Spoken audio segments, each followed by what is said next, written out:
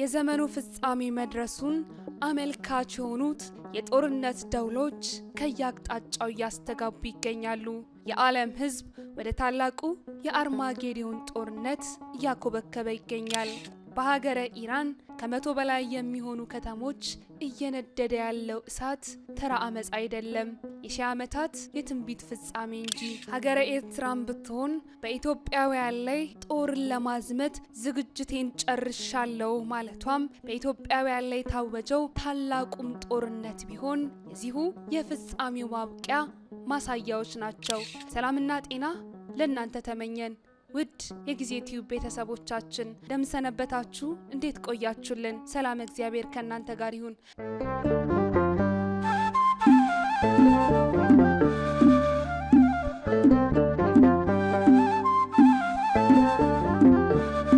በዛሬው ዝግጅታችን በየሀገራቱ ከያቅጣጫው የሚታዩ ጦርነቶች ምንን ያስመለክቱናል፣ እንዲሁም የአርማጌዶን ጦርነትስ ምንድነው የሚለውን ልንቃኝላችሁ ወደድን። የምንኖርባት ምድር የሰው ልጆች በሺዎች የሚቆጠሩ ዓመታት ባደረጓቸው ጦርነቶች የተነሳ በፈሰሰው ደም ተበክላለች። በ20ኛው መቶ ክፍለ ዘመን የተደረጉት 2 የዓለም ጦርነቶች ለዚህም እንደ ትልቅ ምሳሌ መጠቀስ ይችላሉ። በአሁኑ ሰዓትም በየዓለማቱ የሚደረጉ ጦርነቶችም ለዚህ ትልቅ ማሳያዎች ናቸው። ሆኖም በሰው ልጅ ታሪክ ውስጥ ታይቶ የማይታወቅ ታላቅ ጦርነት ገና ከፊታችን እንደሚጠብቀን ስንቶቻችን እናውቅ ይሆን? ይሁን እንጂ ይህ ጦርነት ሁላችንም እንደምናውቀው መንግስት ከመንግስት ጋር ወይንም ደግሞ ህዝብ ከህዝብ ጋር የሚያደርገው ጦርነት አይደለም። ይህ ጦርነት የምድር ባለስልጣናት በራስ ወዳድነት ጥቅማቸውን ለማስከበር ሲሉ እርስ በርስ ከሚያደርጓቸው ጦርነቶች በእጅጉ የተለየና አስፈሪ ጦርነት ነው። ይህ ጦርነት ሁሉን ቻይ በሆነው በእግዚአብሔር አምላክና በጨለማው አበጋዝ በጠላት ዲያብሎስ መካከል የሚደረግ ታላቅ ጦርነት ነው። ስለዚህ ጦርነት በራዕየ ዮሐንስ ምዕራፍ 16 ከቁጥር 14 ላይም ተቀምጦ እናገኛለን። ይህንንም ጦርነት ቅዱስ ዮሐንስ እንዲህ ሲል ይገልጸዋል። ምልክት እያደረጉ የአጋንንት መናፍስት ናቸውና ታላቁም ሁሉን በሚገዛ በእግዚአብሔር ቀን ወደሚሆነው ጦር እንደሚያስከትሏቸው ወደ ዓለም ሁሉ ነገስታት ይወጣሉ።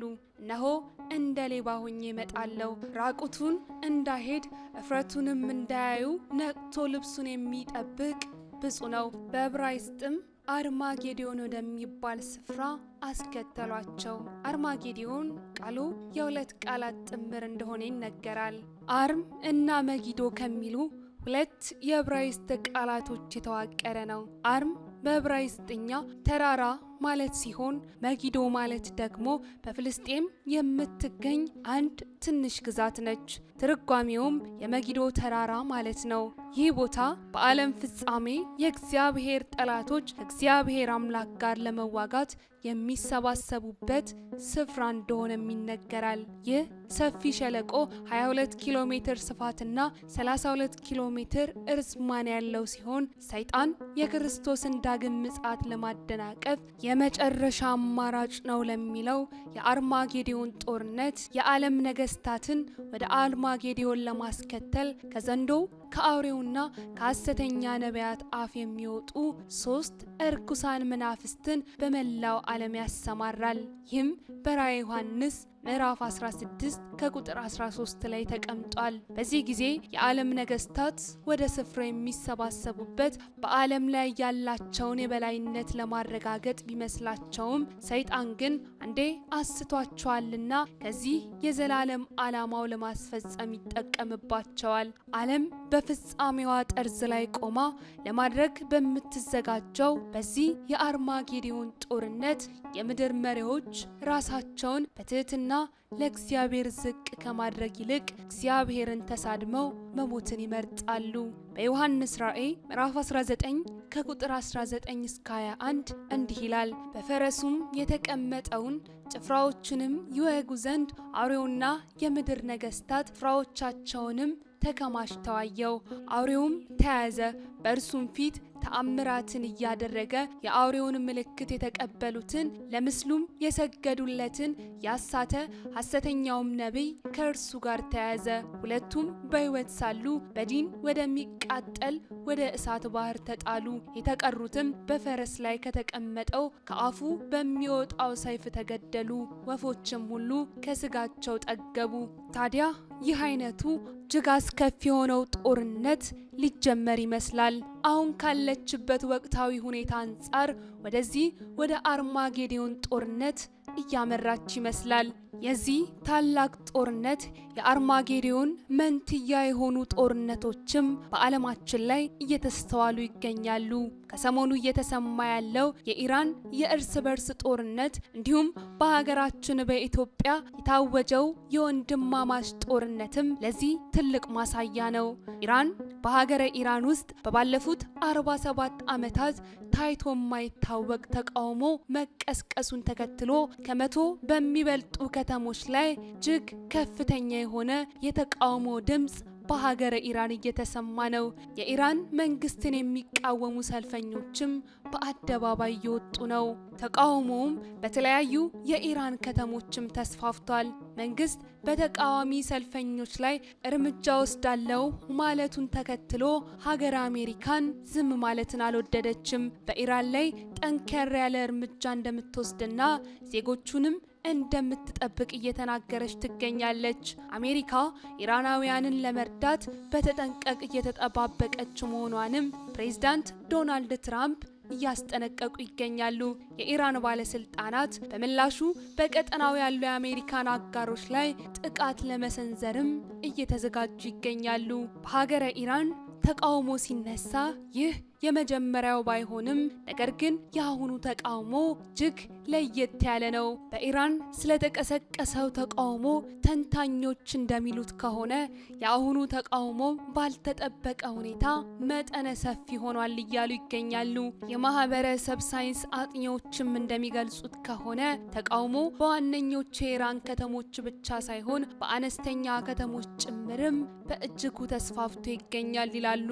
የእነዚህ አነስተኛ ከተሞች ስምም ብዙዎች ከዚህ ቀደም ሰምተው እንኳን የማያውቋቸው በርከት ያሉ ከተሞች ናቸው። ይህ ተቃውሞም በእነዚህ አነስተኛ ከተሞችም በእጅጉ ተስፋፍቷል። በሀገረ ኢራን የተቀሰቀሰ ያለው ጦርነትም በርካቶችን በእጅጉ አስፈርቷል። በሀገረ ኢራን ተቀስቅሰው ከነበሩ ተቃውሞችን መካከል በአውሮፓውያኑ 2009 ዓ.ም ግሪን ሙቭመንት የተሰኘው ተቃውሞ ተነስቶ ነበር። መካከለኛው ወደብ ላይ በሚገኙ ኢራናውያን የተነሳው ይህ ንቅናቄ ከምርጫ መጭበርበር ጋር የተያያዘ እንደነበርም ይነገራል።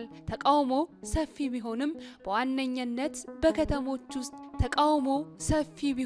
ነገር ግን በዋና ከተማዎች ብቻ የተካሄደ ተቃውሞ እንደነበርም ይነገራል። በአውሮፓውያኑ በ2017 ዓ.ም እና በ2019 ዓ.ም የተነሳው ተቃውሞ ደሃ ኢራናውያን በሚኖሩባቸው አካባቢዎችም ተስፋፍቶ ነበር። ታዲያ በቅርብ ጊዜ ከተነሱ የኢራን ተቃውሞች መካከልም የ2022ቱ በዋነኝነትም ይጠቀሳል። ይህ ተቃውሞም በርካታ እልቂቶችንም አስከትሏል።